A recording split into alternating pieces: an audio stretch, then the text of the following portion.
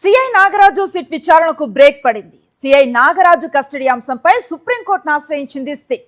Krishnalanka police స్టేషన్లో ఒక్కరోజు మాత్రమే విచారణ చేయాలని, మిగతా 7 రోజులు రాజమండ్రి సెంట్రల్ జైల్లో విచారించాలని హైకోర్టు ఆదేశించింది.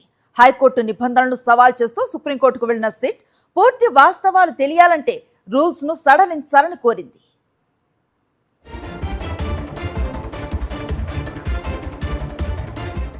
ఇదే అంశంపై పూర్తి వివరాలు అందిస్తారు మా కరెస్పాండెంట్ అశోక్. కంప్లీట్ డీటెయిల్స్ ఏంటి?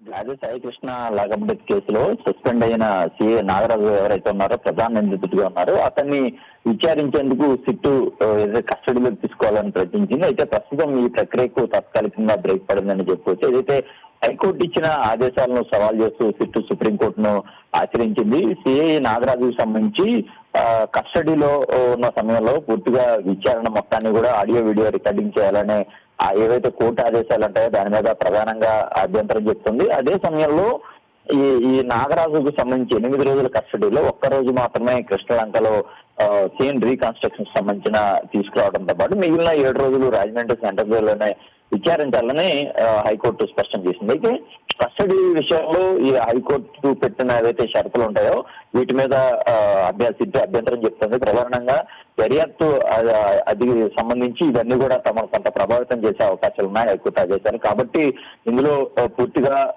తమకు అనుకూలంగానే కోర్టు కూడా ఉత్తర్వులు ఇవ్వాలని కూడా వారు కోరుతున్న పరిస్థితి కూడా కనబడుతుంది. కస్టడీ విచారణ సమయంలో ఎలాంటి పరిమితులు ఉంటే దర్యాప్తుపై ప్రభావం ఖచ్చితంగా ఉంటుంది కాబట్టి తమకు పూర్తి స్థాయి వెసులుబాట్లు ఇవ్వాలన్నది కూడా పేర్కొన్న పరిస్థితి కనిపిస్తుంది. ఎందుకంటే సిఐ నాగరాజు పాత్రపై కొనసాగుతున్న దర్యాప్తు నేపథ్యంలో పూర్తిగా తమకు అనుకూలంగా అన్ని రకాలుగా కూడా పరిస్థితులు ఉంటేనే తాము ఈ విచారించే నిజాలను వెలికి తీసే అవకాశం ఉంటుందని సిట్ కూడా భావిస్తుంది.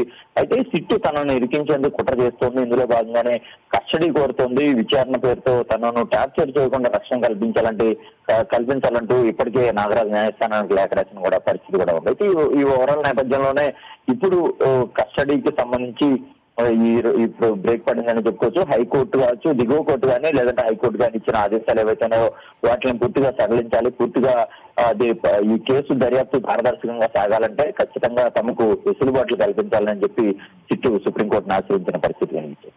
Right, thank you Ashok. మరిన్ని అప్డేట్స్ కోసం ఛానల్ ను సబ్స్క్రైబ్ చేయండి. నోటిఫికేషన్స్ కోసం బెల్ ఐకాన్ పై క్లిక్ చేయండి.